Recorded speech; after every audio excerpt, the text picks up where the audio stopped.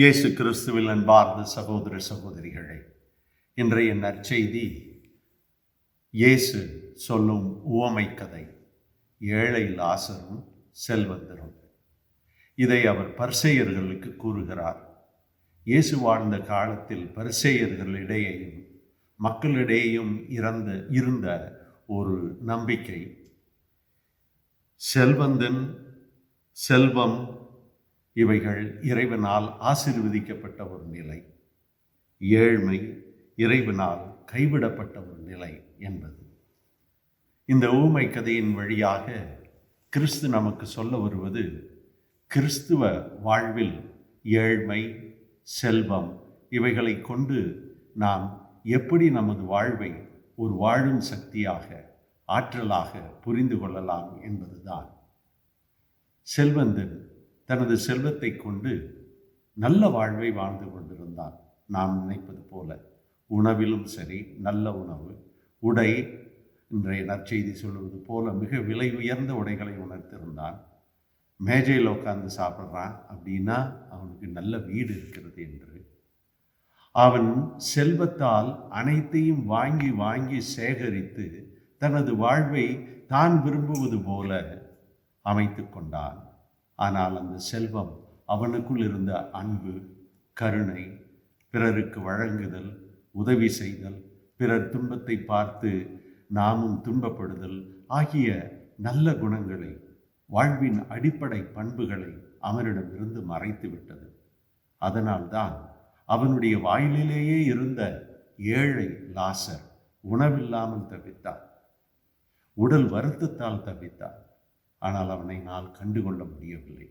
செல்வம் அவனது கண்களை மட்டுமல்ல, உணர்வுகளை, உள்ளத்தில் உள்ள நல்ல பண்புகளை அனைத்தையும் மறைத்து விட்டது, அனைத்தையும் வாங்கிவிட்டது. அவன் ஏழை லாசரிடம் வாங்குவதற்கு ஏதுமில்லை. ஏழை லாசரிடமிருந்து கொடுப்பதற்கு, செல்வத்தால் பெற்றுக்கொள்வதற்கு ஏதுமில்லை. ஆகவே அவனுடைய பார்வையில் ஏழை ஒரு பூஜ்யம், சூன்யம், எதற்கும் உதவாதவன். ஆகவேதான் அவன் பக்கம் திரும்பவில்லை. செல்வம் எப்பொழுதும் நம் கண்களை, உணர்வுகளை அணைத்து விடுகிறது. ஏனென்றால் அதை நாம் உரிய முறையில் பயன்படுத்தவில்லை என்றால் செல்வம் நம்மை பயன்படுத்த விட ஆரம்பித்துவிடும். செல்வம் ஒரு ஆற்றல். அதை நாம் பயன்படுத்தாவிட்டால் அது நம்மை பயன்படுத்துகின்ற பொழுது அந்த ஆற்றலுக்கு நாம் அடிமையாகி விடுவோம். நல்ல பழமொழி உண்டு, செல்வம் நல்ல வேலைக்காரன், ஆனால் மிகவும் மோசமான எஜமான்.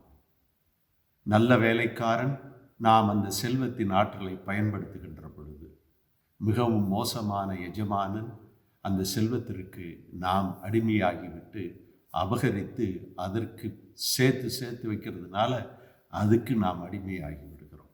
இதை எப்பொழுது செல்வந்தன் உணர்கிறான்?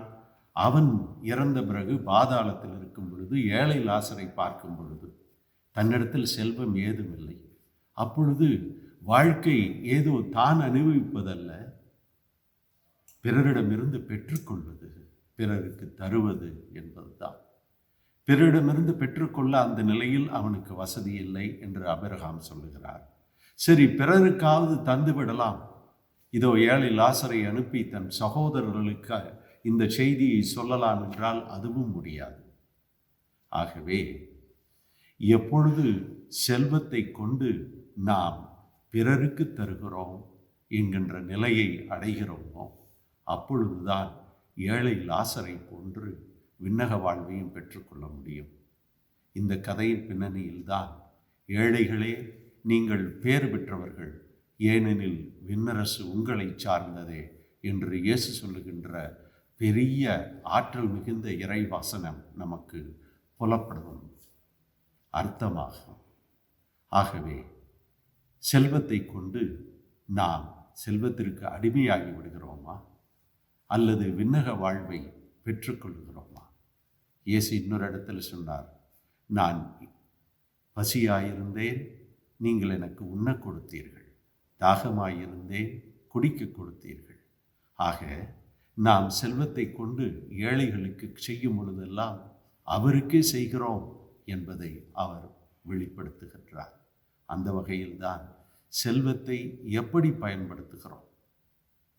செல்வமாக இருந்து கொண்டும் ஏழைகளை நோக்கி நாம் நமது பார்வையை திறப்பும் பொழுது, நமது உணர்வுகளை செலுத்தும் பொழுது, நமது செல்வத்தை அதை நோக்கி பயன்படுத்துகின்ற பொழுது இந்த வாழ்வையும் பெற்றுக்கொள்கிறோம், விண்ணக வாழ்வையும் பெற்றுக்கொள்கிறோம் என்ற அருமையான கருத்தை ஆண்டவர் நமக்கு சொல்லுகிறார்.